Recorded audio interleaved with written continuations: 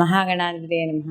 సదాశివసమారంభాం శంకరాచార్యమధ్యమాం అస్మదాచార్యపర్యంతాం వందే గురుపరంపరాం. శ్రీమాత్రే నమః.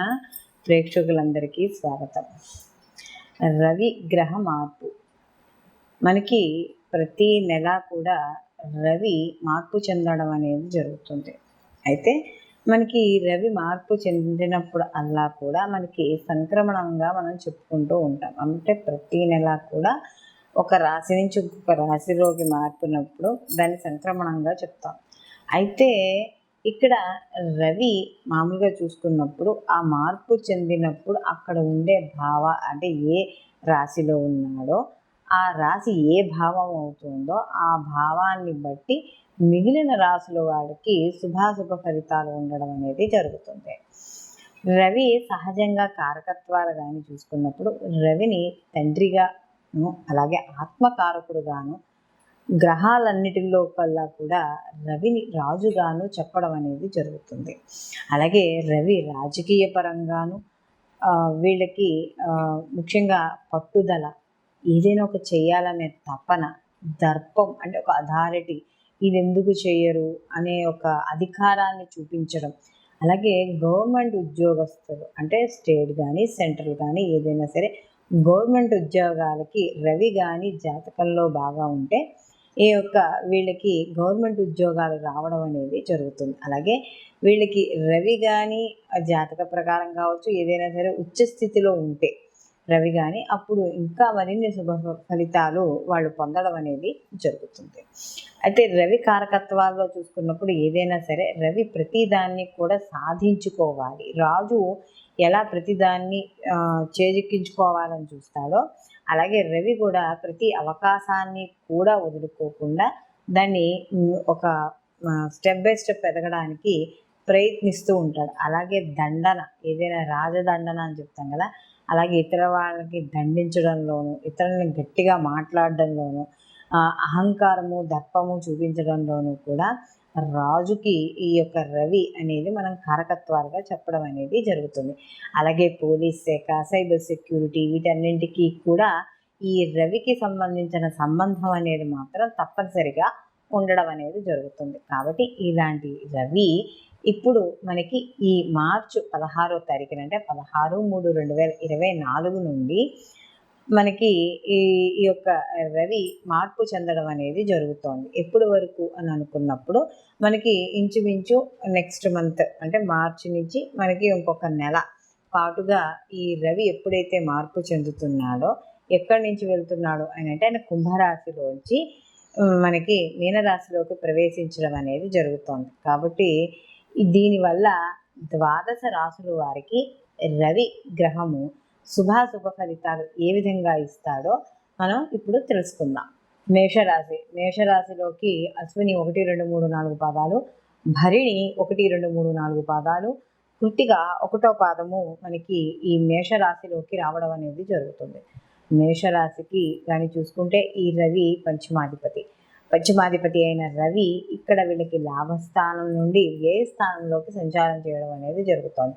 ఎప్పుడైతే పంచమాధిపతి అయిన రవి వీళ్ళకి వ్యయస్థానంలోకి సంచారం చేస్తున్నాం అంటే వ్యయస్థానంలో సంచారం చేయడం ద్వారా వీళ్ళకి అంటే వ్యయస్థానం అనేటప్పుడు మనం ఏం చెప్తాము, ధనము అంటే మనం వ్యయం ఖర్చు కావచ్చు, మన శారీరక శ్రమ కూడా ఖర్చు అవుతుంది. అలాగే సరైన సమయానికి నిద్ర లేకపోవడం, సరైన సమయానికి భోజనం చేయలేకపోవడం, ఇలాంటివన్నీ కూడా హాస్పిటలైజేషను, దూర ప్రయాణాలు, స్థానచలనము, ఇవన్నీ కూడా మనకి వ్యయస్థానం అనేది చూపిస్తుంది. అటువంటి వ్యయస్థానంలోకి ఎప్పుడు అయితే ఈ యొక్క రవి సంచారం చేస్తాడో కాస్త వీళ్ళకి ఏమవుతుంది అంటే ఎక్కువగా తరచుగా వృత్తి రీత్యా కావచ్చు, ఉద్యోగ రీత్యా కావచ్చు ప్రయాణాలు చేస్తూ ఉండడం అనేది జరుగుతుంది. అలాగే దగ్గర బంధువులు ఎవరైనా ఉంటే వాళ్ళ యొక్క అనారోగ్య సమస్యలు కాస్త మనస్సుని ఆందోళన కానీ చింతన కానీ చేయడం అనేది జరుగుతుంది. అలాగే ఖర్చులు కూడా అధికంగా ఉంటాయి. అంటే ఒక ఖర్చు తగ్గింది అమ్మయ్య అనుకునేటప్పుడు ఇంకొక ఖర్చు రావడం, ఏదో రకంగా ఖర్చులు అవుతూ ఉండడం, కుటుంబ పరంగా కావచ్చు, స్నేహితుల పరంగా కావచ్చు, లేకపోతే బంధువుల పరంగా కావచ్చు, ఏ రకంగానైనా సరే ఖర్చులు అయ్యే అవకాశం అనేది కనబడుతుంది. ఒక్కోసారి వచ్చే అనారోగ్య సమస్యలు ఎలా ఉంటాయంటే అబ్బా ఇప్పుడు ఈ అనారోగ్య సమస్యతో మనకేమవుతుంది అనే భయము ఆందోళన కూడా ఇక్కడ వ్యక్తం అవ్వడం అనేది జరుగుతుంది. అందులో పంచమాధిపతి వేయబడ్డాడు కాబట్టి విద్యార్థులు తప్పనిసరిగా జాగ్రత్త వహించుకుంటూ శ్రద్ధతో చదవాలి. మేషరాశి వాళ్ళకి కానీ చూసుకున్నప్పుడు ఈ రవి యొక్క సంచారము వీళ్ళకి వ్యయ స్థానంలో జరుగుతోంది కాబట్టి ముఖ్యంగా ఇంట్లో పెద్దవాళ్ళు ఎవరైనా ఉంటే వాళ్ళ ఆరోగ్య విషయాల్లో కూడా జాగ్రత్త వహించుకుంటూ ఉండండి. అలాగే సమాజపరంగా కావచ్చు, కుటుంబంలో కావచ్చు, ఏ పరంగానైనా సరే కాస్త కొంచెం అపకీర్తి ఏర్పడే అవకాశం ఉంది కాబట్టి ఎదుటి వారితో మాట్లాడేటప్పుడు, అలాగే వాళ్ళతో ఏదైనా ఒక చర్చలు జరిపేటప్పుడు మాత్రం కాస్త వీళ్ళు జాగ్రత్త వహించుకుంటూ ఉండడం అనేది మంచిది. ఎదురవారితో మాట్లాడేటప్పుడు ఏదైనా తెలివిగా ఆలోచించి సమాధానాలు చెప్పడం, ఇలా చేయడం ద్వారా మరిన్ని మంచి ఫలితాలు వీళ్ళు పొందడం అనేది జరుగుతుంది. మనం ఇప్పుడు రవికి సంబంధించి ఏ రాశి వాళ్ళకి ఎలా ఉంటుంది అనే విషయాన్ని మనం ఇప్పుడు తెలుసుకున్నాం. అయితే సహజంగా ఇప్పుడు మనం తెలుసుకున్నవన్నీ కూడా గోచార ఫలితాలు.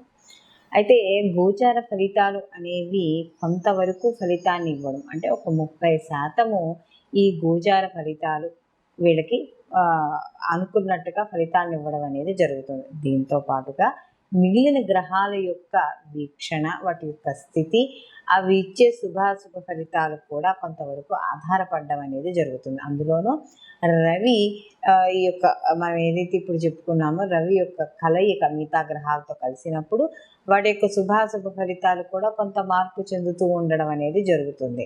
కాబట్టి ఇక్కడ మనం ఈ గోచార ఫలితాలతో పాటుగా జన్మజాతక ఫలితాలు కూడా తప్పనిసరిగా పరిశీలనలోకి తీసుకోవాలి. అంటే మనం పుట్టిన సమయము ఏదైతే ఉందో ఆ సమయము, డేట్ ఆఫ్ బర్త్, ఇవన్నీ కూడా ప్లేస్ ఆఫ్ బర్త్ ఇవన్నీ చూసుకుని వాటి ద్వారా మనం ఒక జన్మ జాతకం అంటే వ్యక్తిగత జాతకం అనేది వస్తుంది. ఆ వ్యక్తిగత జాతకానికి ఈ గోచార ఫలితాలను అనుసంధానం చేసుకుని రెండింటినీ కలిపి రిజల్ట్స్ చూసుకొని ఈ సమయంలో మనం ఏ పని చేపట్టవచ్చు, ఏ పని చేపట్టకూడదు, లేకపోతే అసలు మనం ఆలోచనలు ఏంటి, వివాహానికి సంబంధించి కావచ్చు, విద్యకు కావచ్చు, కొత్తగా ఏమైనా వ్యాపారాలు చేపట్టేటప్పుడు కావచ్చు, ఏ రకమైన వాటికైనా సరే ఈ గోచార ఫలితాలతో పాటు జన్మజాతకంలో మీకు జరుగుతున్న మహర్దశలు ఏమిటి, అంతర్దశలు ఏమిటి, ఏది బలంగా ఉంది, గోచారం బలంగా ఉందా, లేకపోతే జన్మజాతకం బలంగా ఉందా, లేకపోతే ఏదైనా తప్పదు ఈ పని ఒక పని చెయ్యాలి అని అనుకున్నప్పుడు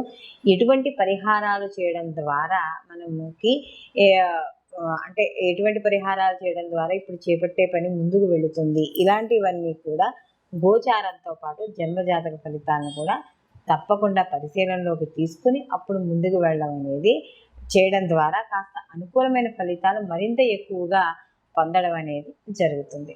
సర్వే జన సుఖినో భవంతు, లోకా సంస్థ సుఖినో భవంతు.